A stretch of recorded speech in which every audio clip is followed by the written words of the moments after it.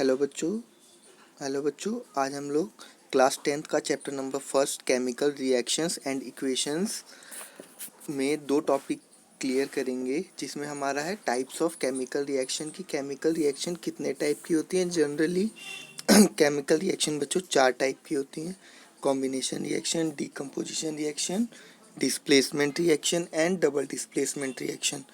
तो आज इसमें हम लोग खाली कॉम्बिनेशन रिएक्शन और डीकम्पोजिशन रिएक्शन के बारे में पढ़ेंगे और उनके टाइप्स। तो सबसे पहले हम लोग देख लेते हैं बच्चों कॉम्बिनेशन रिएक्शन क्या होती है। तो कॉम्बिनेशन रिएक्शन हमारी, इसे हिंदी में हम लोग संयोजन अभिक्रिया भी कहते हैं। Such a reaction in which a single product is formed, एक ऐसी रिएक्शन जिसमें एक सिंगल प्रोडक्ट जो होता है वो फॉर्म करता है फ्रॉम टू और मोर रिएक्टेंट्स, यानी कि दो या दो से ज़्यादा रिएक्टेंट्स हो सकते हैं, उनको मिला के एक सिंगल प्रोडक्ट बनता है। हम जानते हैं कि लेफ्ट हैंड साइड पे हमारा रिएक्टेंट होता है, राइट हैंड साइड पे हमारा प्रोडक्ट होता है। तो दो या दो से ज़्यादा हमारे रिएक्टेंट हो सकते हैं, तो प्रोडक्ट लेकिन एक ही बनेगा। तो यहाँ पे हम लोग देख लेते हैं, कुछ एग्जांपल लेके दिखाया गया है। जैसे कैल्शियम का ऑक्साइड है, मीन्स इसे हम लोग क्विक लाइम भी बोलते हैं। जैसे हम लोग इसको पानी के अंदर डालेंगे, पानी के अंदर डालने के बाद हमारा स्लेक्ड लाइम बन जाता है, यानी कि कैल्शियम का हाइड्रोक्साइड बन जाता है। साथ में हीट एनर्जी रिलीज होती है। आपने देखा होगा चूना पत्थर को जब हम लोग बच्चों पानी में डालते हैं तो क्या होता है, यानी कि ये चूना पत्थर, इसको पानी में डाला, पानी में डालने पे वो कैल्शियम का हाइड्रोक्साइड बन के साथ में हीट एनर्जी रिलीज होती है, बुलबुले छूटते हैं, आपने देखा होगा। इसी तरीके से जब यहाँ पे हमें कुछ कंबशन रिएक्शन के एग्जांपल दिखाया गया है, जैसे कार्बन है। कार्बन यानी कि कोई भी कोयला हो सकता है या कोई भी कार्बन की कोई भी फॉर्म हो सकती है। उसको जब हम लोग ऑक्सीजन की प्रेजेंस में जब हम लोग बर्न करेंगे तो हमें CO2 मिलती है, यानी कि उस दौरान CO2 रिलीज होती है, कार्बन डाइऑक्साइड। थर्ड एग्जाम्पल है हमारा H2 और O2 मिला के हम लोग वाटर बनाते हैं, हमारा थर्ड एग्जाम्पल है। आगे हम लोग देख लेते हैं बच्चों एक्सोथर्मिक रिएक्शंस। एक्सोथर्मिक रिएक्शंस हमारी वो रिएक्शंस होती हैं जिसमें एनर्जी रिलीज होती है। Reactions in which energy is released, ऐसी रिएक्शन जिसमें एनर्जी रिलीज होती है। एक होती है बच्चों एंडोथर्मिक रिएक्शन। एंडोथर्मिक रिएक्शन में क्या होता है, एनर्जी जो होती है वो एब्जॉर्ब होती है। तो हमें एक्सोथर्मिक रिएक्शन के बारे में पढ़ना है। तो एक्सोथर्मिक में एनर्जी रिलीज हो रही है। एग्जाम्पल यहाँ पे दिया गया है आपके पास मीथेन गैस है।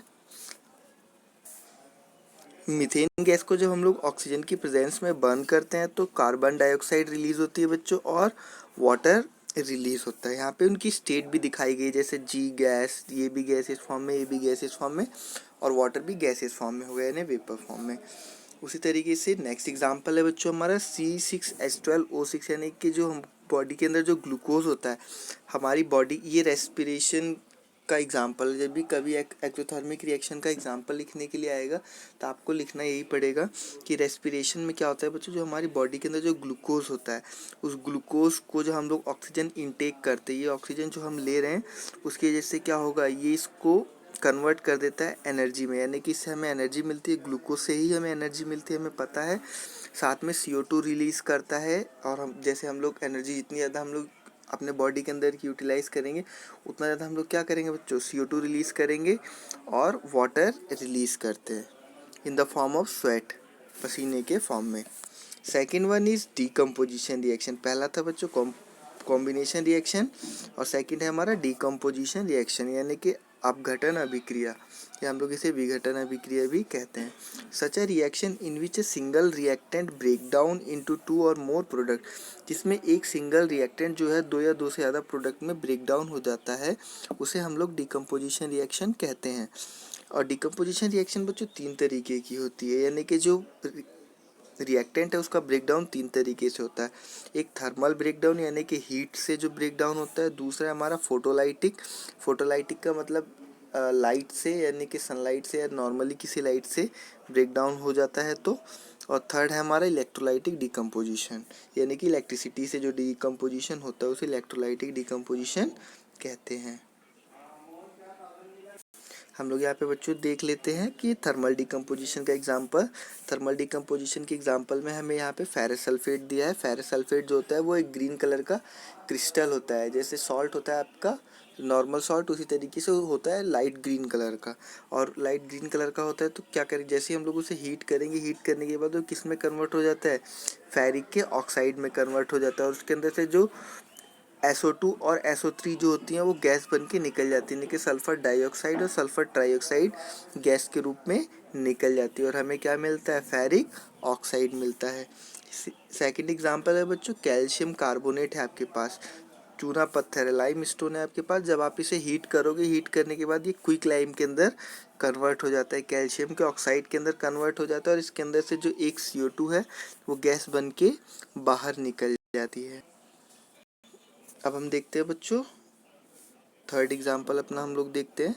तो थर्ड एग्जाम्पल जो है हमारा, उसमें हमारे पास लेड नाइट्रेट है यानी कि PbNO3 है। ये जो PbNO3 है सॉलिड फॉर्म में है अभी।